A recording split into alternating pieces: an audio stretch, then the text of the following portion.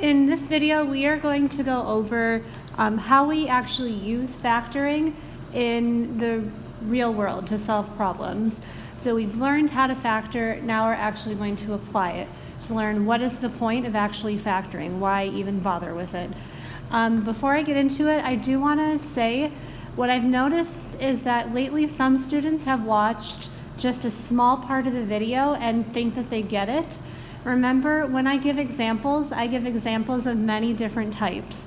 So if you don't watch the whole video, you're actually missing important information. So be sure you watch through all the examples to make sure you understand every different type of scenario. So what we're going to be doing today is solving equations. We want to figure out what x equals.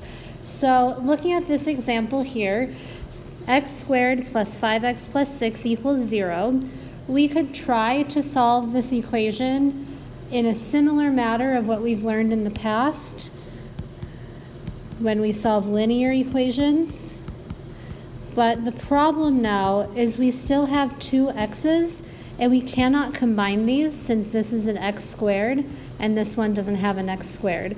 So we're kind of stuck here. So what we've learned in the past doesn't work in cases like this where we have an x squared. So here's how we would solve equations like this. We can use factoring. So the first step is I'm going to factor this trinomial here. And it seems as though some students have forgotten one of the very first types of factoring that we learned, which is when we don't have a number, a coefficient next to the x squared. It's just an invisible one here. There's not a number in common that can divide into all three. All we need to do is think what two numbers multiply to 6 and add to 5. Those two numbers are 2 and 3. 2 times 3 is 6. 2 plus 3 is 5. So we follow the format of positive 2 and a positive 3. And it still equals 0. So all I've done is I've taken this side here and I factored it. The equals 0 stayed the same. Then what we do is we can notice that this here, it's a multiplication problem. This parentheses times this parentheses. And in the end, it equals 0. When I'm multiplying numbers and the answer is 0, what do I always multiply by to equal 0? Well, the answer is anything times 0 equals 0. So what I mean by that is in this situation, if either of these parentheses were to equal 0, then this whole multiplication would equal 0. So like if this first parentheses, if this equaled 0, then 0 times no matter what this is, because anything times 0 would equal 0. So we can figure out what x would be in this case if this parentheses, the x plus 2, if it equaled 0. So I would solve this situation. X would equal negative 2. So this first parentheses, this could equal 0, or this second parentheses could also equal 0, because if we have this parentheses, whatever it equals, times 0, it would also equal 0. So I'm going to solve and see what if this set of parentheses, what if this equaled 0? So I solve to see what x equals. X is negative 3. So we have two possible answers here. X could equal negative 2 or x could equal negative 3. If both of these are true, then the whole equation would equal 0. So what I did next is I just wanted to show you that this is indeed true. So I checked my answer. It's always a great idea to check your answer to make sure you're correct. So if I put in negative 2 for x in my equation and I go through and solve it, it equals 0. If I put in negative 3 for x and go ahead and solve it through, it also equals 0. This is because if we have a negative squared, it will be a positive. So that is why we need two answers. When we are factoring, when we are solving equations by factoring, we need two answers for x. Here are now the next three examples on your notes page. please actually take the time to do this and check your answers in a second when you're done to make sure that you understand this. I'm noticing many students who aren't actually checking their work in the video. They think they get it, but they turn in their homework and it's completely wrong because you didn't take the time to check your work. So actually go through this, pause the video, solve it. When you're done, play it again to check your answers. Then there's another situation that I want to show you after this, so please keep watching the video. All right, go ahead and pause it, solve these problems, play it again when you're done. See what the variables equal.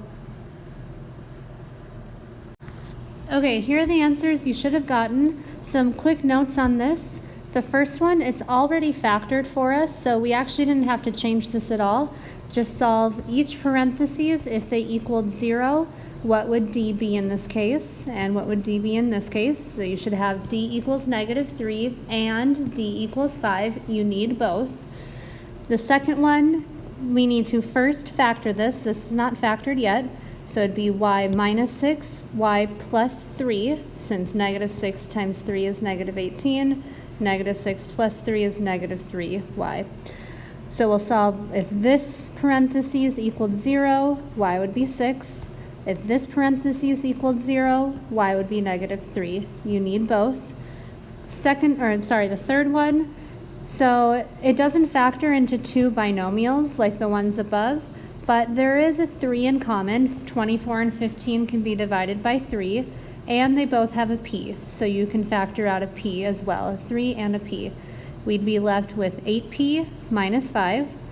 So even though we don't have two parentheses, we're still doing this first thing here, the 3p, times the parentheses. So 3p, if this equaled 0, you'd be doing 0 times the parentheses. Or if 8p minus 5 equaled 0, you'd be doing 3p times 0, which would also equal 0 in the end. So solving for 3p equals 0, p would be 0.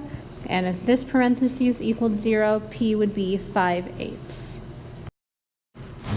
Next up, we're going to look at equations that have a square still. We still have a square, but they do not equal 0.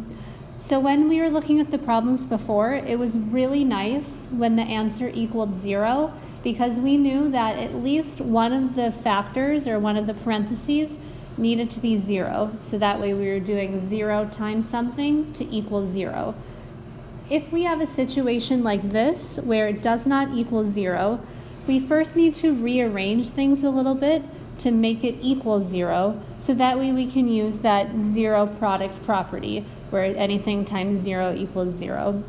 So first I'm going to get both of these terms on the same side. So I'll do minus 3c on both sides. C squared and 3c, I cannot combine them since one has a squared and the other doesn't.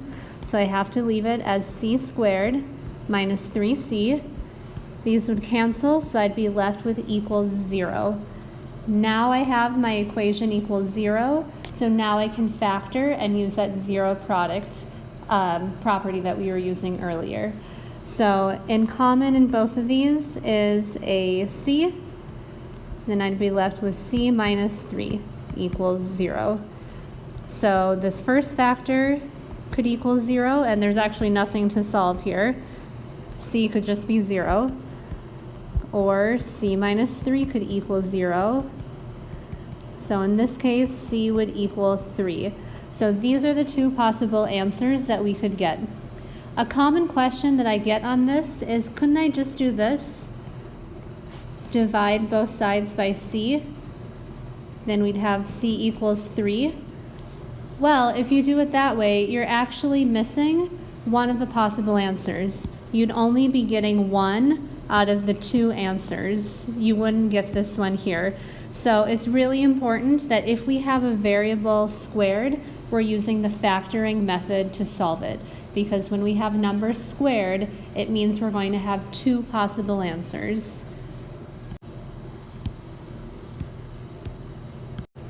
Here are the last two of the day. Again, please actually solve these. Please actually check your answers before you start the homework. It's really important that you understand this, so please don't skip ahead. Actually check to make sure that you understand. Go ahead, pause the video, play it when you have your answers. Okay, so once you solve these two equations, the first one, you needed to get the 12y squared and the 4y on the same side. You could have done like me and subtracted 4y on both sides, or you could have subtracted 12y squared on both sides. Either way, it should get you the same answer at the end. Notice how they do not combine since one is y squared, the other isn't. So I factored these, taking out what's in common, 4y. I was left with 3y minus 1. I made each equal 0 to get the two answers of y equals 0 and y equals 1/3. The second one, I needed to get the 27 on the same side as the rest of the terms. 27 doesn't cancel with or doesn't combine with either of these, so we have to leave it all as separate.